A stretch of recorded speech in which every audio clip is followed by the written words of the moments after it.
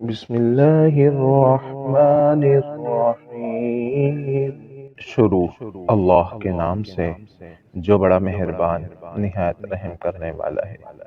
حضرت ابو موسیٰ راوی ہیں کہ سرکار دو عالم صلی اللہ علیہ وسلم نے ارشاد فرمایا، دل کی مثال ایسی ہے جیسے کوئی پر کسی میدان میں پڑا ہو اور ہوا اس کی پیٹھ سے پیٹ اور پیٹ سے پیٹھ کی طرف پھیرتی رہے، یعنی اسی طرح دل کا حال ہے کہ کبھی وہ برائی سے بھلائی کی طرف رخ کر لیتے ہیں اور کبھی بھلائی سے برائی کے راستے پر جا لگتے ہیں۔